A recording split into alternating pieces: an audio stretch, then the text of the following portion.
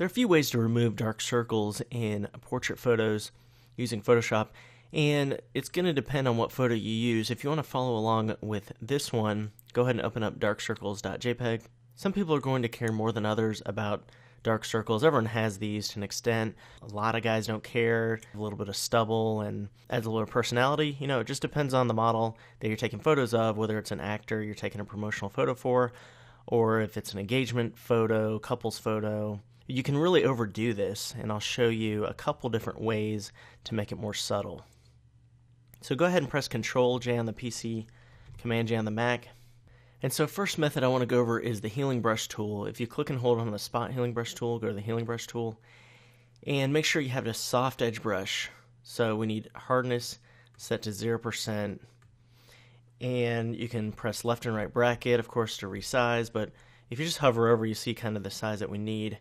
So hold down Alt on the PC or Option on the Mac to set an area to sample from, and then click and drag over like so, and then it gets rid of it. You can see the before over here and the after over here. I think it overdoes it a little bit for this photo, so we could bring the opacity down. This is why we work on a new layer to make it more of a subtle effect. I think that blends a little bit better right there on the left. So that's the first method, is the healing brush tool. You can also try the patch tool, and so as long as source is selected up here, make sure patch is set to normal, not content aware, because sometimes it can kind of pull from areas we don't want. And just click and drag and make a selection around here, and then drag it down for an area to pull it from. And then we have the before and after. This one is a bit overdone. Alright, and you'll see I did that on the background layer without duplicating it. I'm going to step backward twice. So that's why we work on a duplicated layer, obviously, because you could adjust the opacity more. I'm going to duplicate the layer for our next version, which is I'm going to do the patch tool again.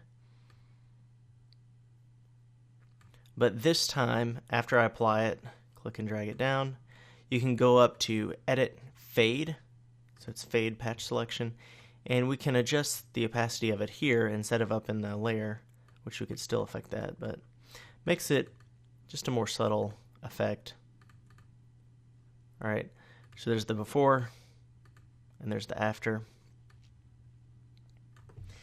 And the fourth method I want to go over is you can also try the clone stamp tool. It's not going to try to figure out, like some of these are, how to best mix the pixels. It's going to just pull it from one area to the other. So we do need to do some custom settings up here. I would set the opacity down, maybe 25%, 50%, depending on your photo. I think for this one, 50% is fine. And then adjust it to one of the blending modes. So I'm gonna set it to lighten for this one. And then I'm going to Alt click here, and then click and drag up here. And it's very subtle. All right, before, after. Keep some of the texture underneath, and it is pulling from here. If we didn't have that lighten effect or that opacity down, I don't think it would work as well, because you're pulling at a different shadow area and different skin tones than right up there. So if we wanted to do the other one, just Alt click, click and drag, and there we go. So those are 4 methods to remove dark circles under the eyes. Again, remember to do this on a duplicated layer so you can adjust the opacity after the fact.